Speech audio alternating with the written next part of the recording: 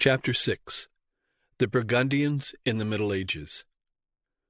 It will be remembered from Chapter 3 that the conquest of the kingdom of the Burgundians was begun by Clovis and was completed by his sons in 532, and that in the quadruple division of the Frankish dominion in 561, Burgundy, with some additional counties in the north, fell to Gontran, who fixed his capital there.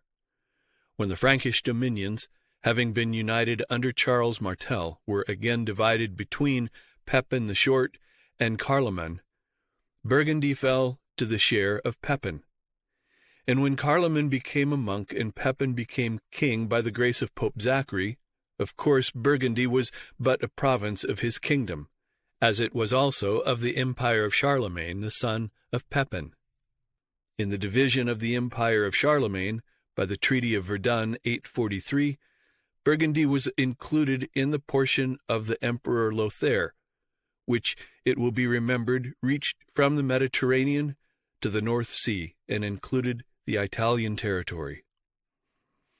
In the time of Charles the Fat, 877, Burgundy became again independent, under Bosso or Bosson, husband of Ermengarde, the daughter of Emperor Louis II. This kingdom was called Provence, as well as Burgundy, and sometimes Cisgerane Burgundy. It included Provence, Dauphine, the southern part of Savoy, and the country between the Saône and the Jura Mountains. There was formed another kingdom of Burgundy on the other side of the Jura Mountains. This was called the Kingdom of Transjurane Burgundy, and was founded by Count Rudolf in A.D. 888, and was recognized by the Emperor Arnulf the same year. It included the northern part of Savoy and all Switzerland between the Jura Mountains and the river Rieuse. In 937, Rudolf's son, Rudolf, traded for the Cisgerane Burgundy his rights to the Italian crown, and thus the two Burgundies, the Transjurane and the Cisgerane, were united in one kingdom of Burgundy or Arles. This kingdom continued independent till A.D. 1032, when, in accordance with a treaty which had been made between the Emperor Henry II and Rudolf II, its last king, the kingdom of Burgundy was received into the empire by Emperor Conrad II, Rudolf III confirming it by will, as his niece Gisela was Conrad's wife. The emperor thus assumed the Burgundian crown, and this beautiful kingdom, full of prosperous cities, became a part of the empire. The kingdom of Burgundy, or Arles, comprehended the whole mountainous region which we now call Switzerland. It was accordingly reunited to the Germanic Empire by the bequest of Rodolph, along with the rest of his dominions.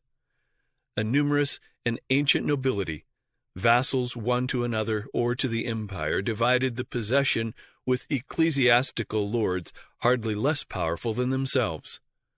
Of the former we find the counts of Zaringen, Kyburg, Habsburg, and Tockenburg most conspicuous. Of the latter the bishop of Coire, the abbot of St. Gall, and abbess of Seckingen. Every variety of feudal rights was early found and long preserved in Helvetia, nor is there any country whose history better illustrates that ambiguous relation, half property and half dominion, in which the territorial aristocracy under the feudal system stood with respect to their dependents. In the 12th century, the Swiss towns rise into some degree of importance. Zurich was eminent for commercial activity, and seems to have had no lord but the emperor. Basel, though subject to its bishop, possessed the usual privileges of municipal government. Bern and Freiburg, founded only in that century, made a rapid progress, and the latter was raised along with Zurich by Frederick II in 1218 to the rank of a free imperial city. In the northern part of what is now Switzerland, between Lake Constance and Lake Luzerne, and along the left bank of the Rhine, the Alemanni had settled when they first took the country from the Romans. The castle of Habsburg was possessed by Rudolf, the Alemannian nobleman who was made emperor in 1273. His ambitious descendants, the Dukes of Austria, endeavored to enlarge their authority and possessions at the expense of the cantons. Several changes in the principal Helvetian families took place in the 13th century, before the end of which the House of Habsburg, under the politic and enterprising Rodolph and his son Albert, became possessed, through various titles, of a great ascendancy in Switzerland. Of these titles none was more tempting to an ambitious chief than that of advocate to a convent. That spacious name conveyed with it a kind of indefinite guardianship and right of interference, which frequently ended in reversing the conditions of the ecclesiastical sovereign and its vassal. Among other advocacies, Albert obtained that of some convents which had estates in the valleys of the Schweiz and Underwald. The people of Schweiz had made Rodolph their advocate. They distrusted Albert, whose succession to his father's inheritance spread alarm through Helvetia. It soon appeared that their suspicions were well-founded. Besides the local rights which his ecclesiastical advocacies gave him over part of the forest cantons, he pretended, after his election to the empire, to send imperial bailiffs into the valleys as administrators of criminal justice.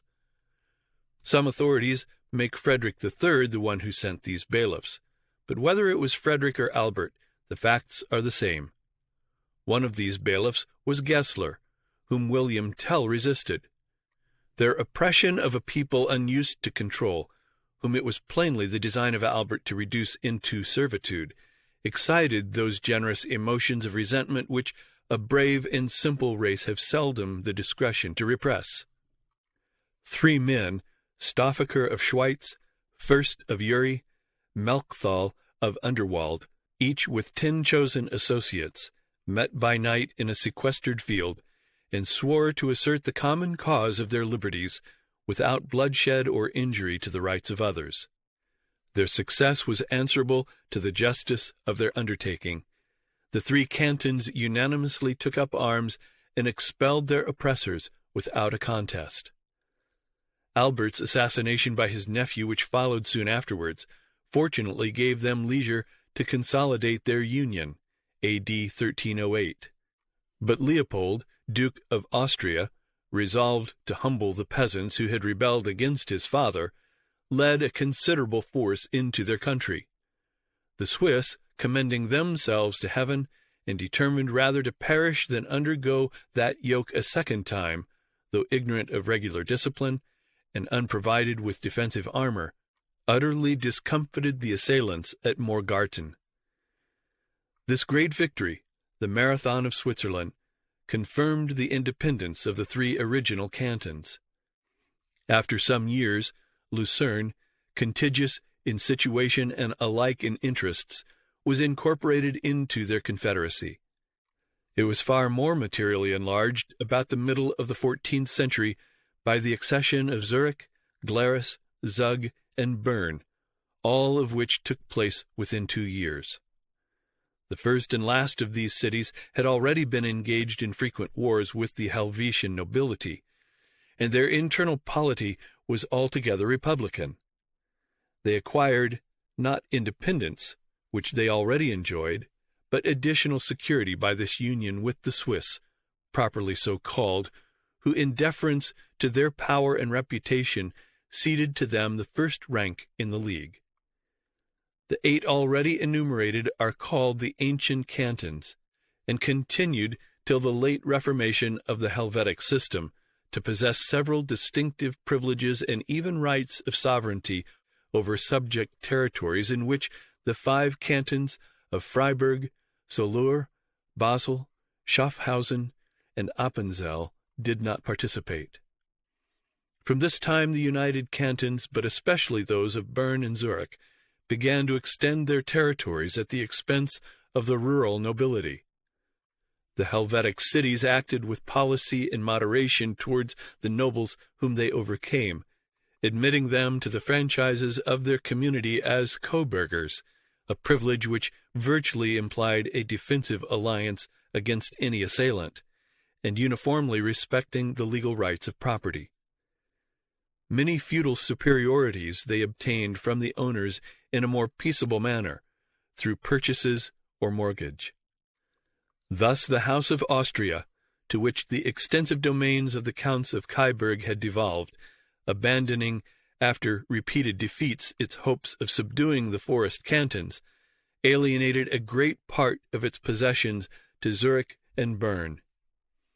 And the last remnant of their ancient Helvetic territories in Argovia was wrested in 1417 from Frederick, Count of Tyrol, who imprudently, supporting Pope John XXIII against the Council of Constance, had been put to the ban of the empire. These conquests Bern could not be induced to restore, and thus completed the independence of the Confederate republics.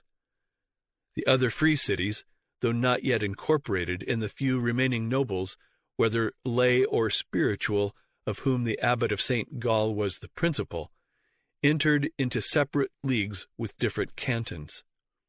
Switzerland became, therefore, in the first part of the 15th century, a free country, acknowledged as such by neighboring states, and subject to no external control, though still comprehended within the nominal sovereignty of the empire.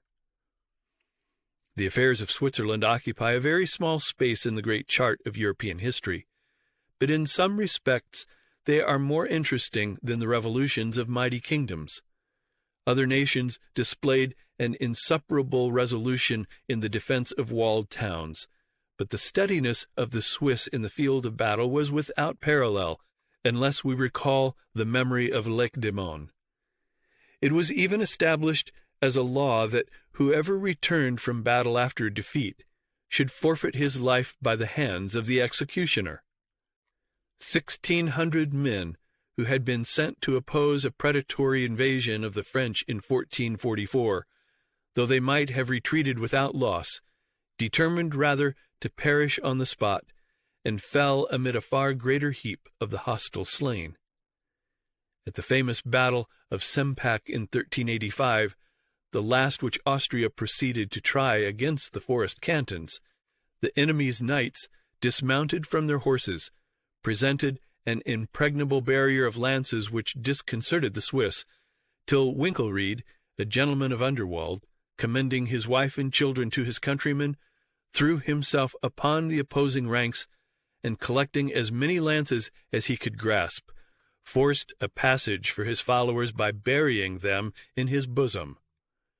Though the House of Austria had ceased to menace the liberties of Helvetia, and had even been for many years its ally, the Emperor Maximilian endeavored to revive the unextinguished supremacy of the empire. That supremacy had just been restored in Germany by the establishment of the imperial chamber, and of a regular pecuniary contribution for its support, as well as for other purposes in the Diet of Worms. The Helvetic cantons were summoned to yield obedience to these imperial laws. Their refusal to comply brought on a war, wherein the Tyrolese subjects of Maximilian and the Suebian League, a confederacy of cities in that province lately formed under the emperor's auspices, were principally engaged against the Swiss. But the success of the latter was decisive, and after a terrible devastation of the frontiers of Germany, peace was concluded upon terms very honorable for Switzerland. The cantons were declared free from the jurisdiction of the imperial chamber, and from all contributions imposed by the Diet. Though perhaps in the strictest letter of public law, the Swiss cantons were not absolutely released from their subjection to the empire until the Treaty of Westphalia, their real sovereignty must be dated by a historian from the year when every prerogative which a government can exercise was finally abandoned. And thus the kingdom of the Burgundians of A.D. 407 is represented in the independent confederacy of the Switzerland of today.